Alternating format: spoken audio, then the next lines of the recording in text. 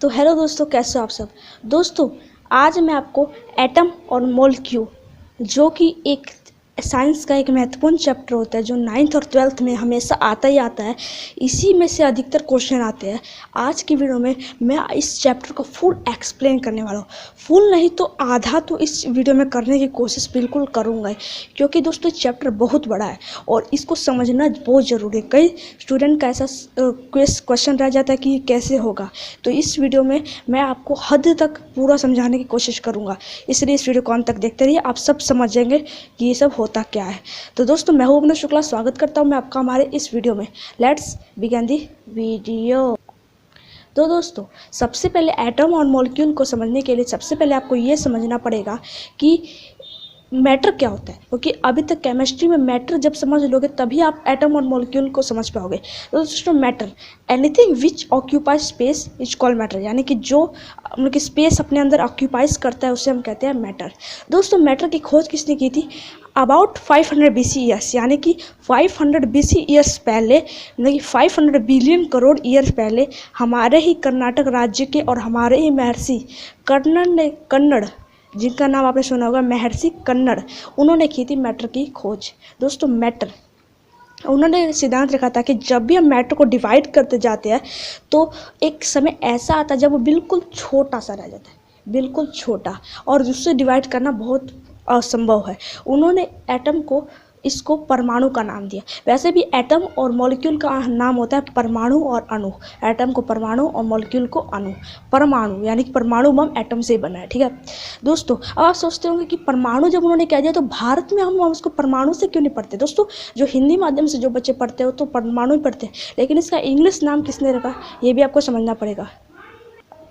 दोस्तों दो ग्रीक फिलोसफियर, यानी कि दो ग्रीक एक देश है, वहाँ के वैज्ञानिक ने ये सिद्धांत रख, जिनका नाम था डेमोक्रिटस एंड लाइसोपिपस और डेमोक्रिटस। इन दोनों ने सिद्धांत रखा था कि जब भी इन्होंने वही सिद्धांत रखा जो भारत के महर्षि कन्नड़ ने रखा था कि जब हम मैटर को डिवाइड करते जाते हैं तो एक ऐसा समय आ जाता है, इनविजिबल पार्टिकल बन जाता है मैटर, जिसको डिवाइड करना असंभव है।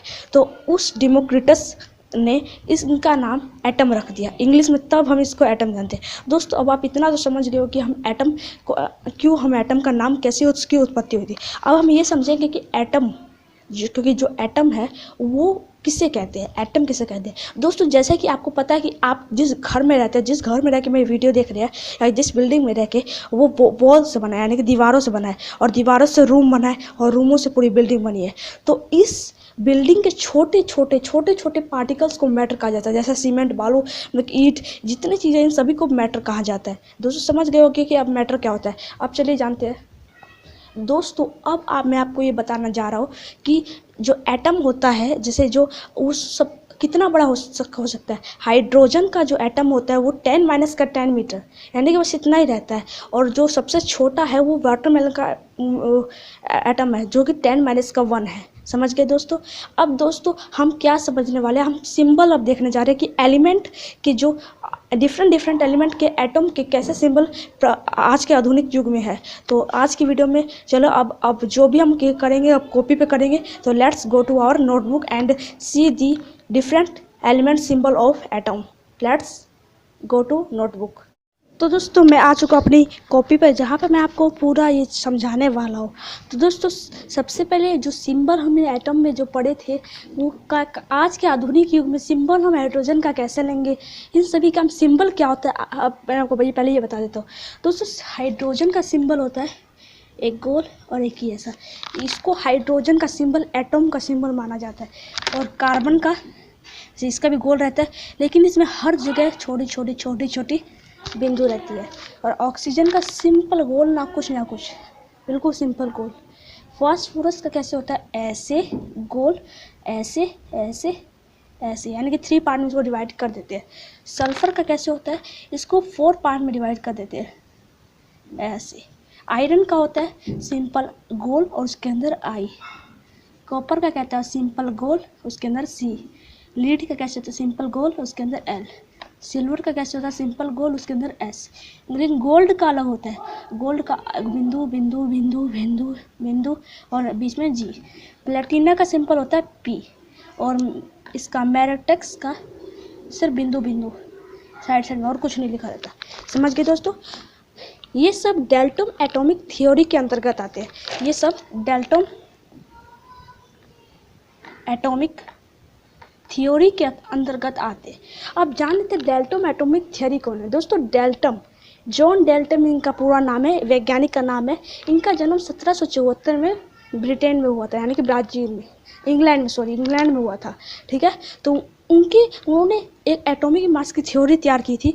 तो उस थ्योरी के अंतर्गत all matter is made up of टिनी particles, उन्होंने कहा था कि सभी मैटर छोटे छोटे पार्टिकल से बने हुए हैं। और दूसरा उन्होंने थ्योरी दी थी atom are individual particle which can not create no destroy. Atom एक ऐसा इंडिविजुअल पार्टिकल है जो ना कि बनता है और ना डिस्ट्रॉय होता है। समझ गए? अब उन्होंने तीसरा सिद्धांत ये दिया था atom combining in the ratio of small whole number, कि एटम स्मॉल वोल नंबर के रेशियो में कंबाइंड होते हैं। ठीक है, अब हम देखते हैं हम एटॉमिक मास कैसे निकाल सकते हैं। मीन्स एटॉमिक मास हम ये कैसे निकाल सकते हैं। एटॉमिक मास निकालने के लिए मान लीजिए ऐसे हम एटॉमिक मास, दोस्तों जैसे एटॉमिक मास ऐसे हम ले लेते हैं कार्बन मोनोऑक्साइड। तो एटॉमिक मास क्या होता है? कार्बन मोनोऑक्साइड है, ऑक्साइड। ठीक है, इसको हम लिखते हैं C2O, कार्बन मोनोऑक्साइड। इसमें हम कैसे टू ये वैलेंसी है और कार्बन हो गया, तो यहाँ पे 2 वैलेंसी को एटम भी बोलते हैं, लेकिन जो इसके अंदर लिखा रहता है उसको वैलेंसी बोलते हैं, और वैसे खुल के लिखते हैं तो 2 एटम लिखते हैं। एटम ऑफ कार्बन से बना है इस कार्बन मोनोऑक्साइड, और 1 एटम ऑफ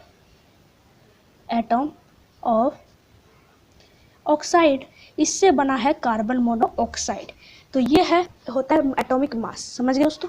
अब समझ लेते हैं कि एटॉमिक मास, जो जैसे एटॉमिक मास है ये कैसे हम एटॉमिक मास का वो यू होता है, जैसे इसको एटॉमिक मास को हम यू में मेजर करते हैं।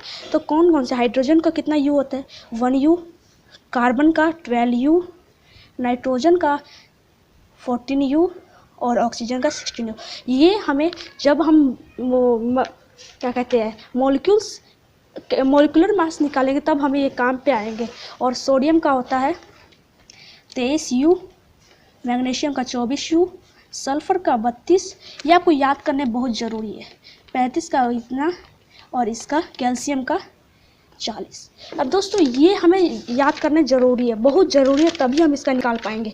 अब आ जाती है बात कि जैसा कि अभी तक हमने एटम को तो पूरा समझ लिया है, अब हम समझेंगे मॉलिक्यूल्स को।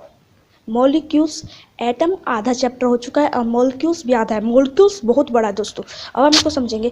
एटम तो सिर्फ एक चीज़, छोटे सी चीज़ को एटम कहते हैं, लेकिन मॉलिक्यूल्स एक या एक से अधिक 2-3 एटम को से मिलकर बना है मॉलिक्यूल्स। समझे दोस्तों?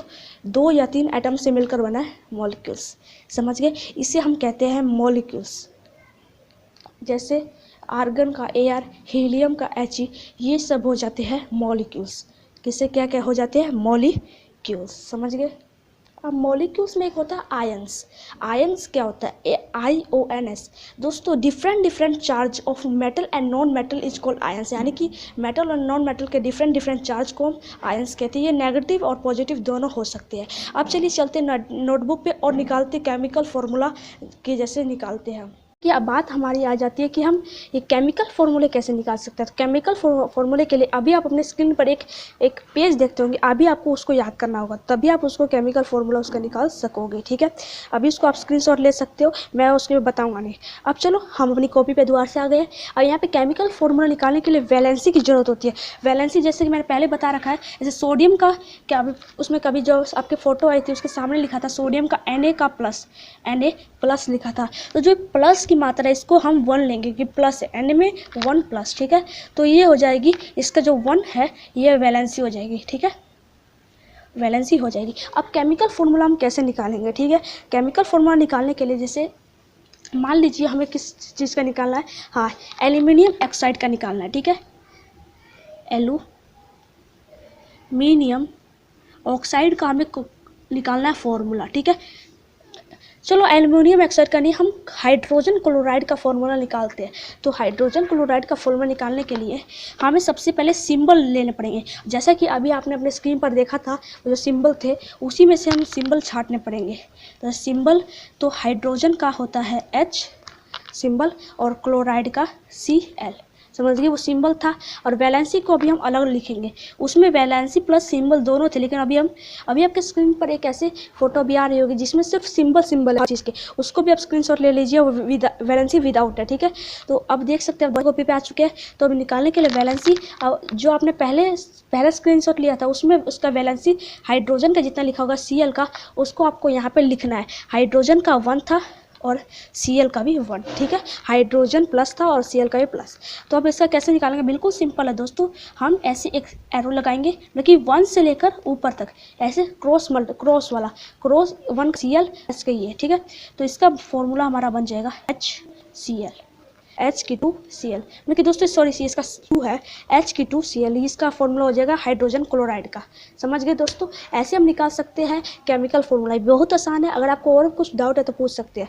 अब दोस्तों हम जानेंगे कि हम मोलिकुलर मास कैसे निकालते हैं। तो मोलिकुलर मास निकालने के लिए पहले मैंने आपको एटॉमिक मास का वो दिया था। तो सबसे पहले हमें H2O का निकालना है। तो एटॉमिक मास ऑफ, इसमें हाइड्रोजन और ऑक्सीजन दोनों है, तो एटॉमिक मास ऑफ हाइड्रोजन कितना हो जाएगा 1U था, और एटॉमिक मास ऑफ ऑक्सीजन कितना था 16U, ठीक है। ये हो गया। अब हम निकालेंगे, इसमें क्या है, हाइड्रोजन का 2 एटॉम है, ठीक है, और ऑक्सीजन का 1 एटॉम, ठीक है। ये इतना पता चल गया हमें। अब हमें क्या करना निकालने के लिए मोलिकुलर मास, मतलब कि ये हमें लिखना जरूरी है, 2 एटम पता करना जरूरी है कि कितना एटम है उसके अंदर।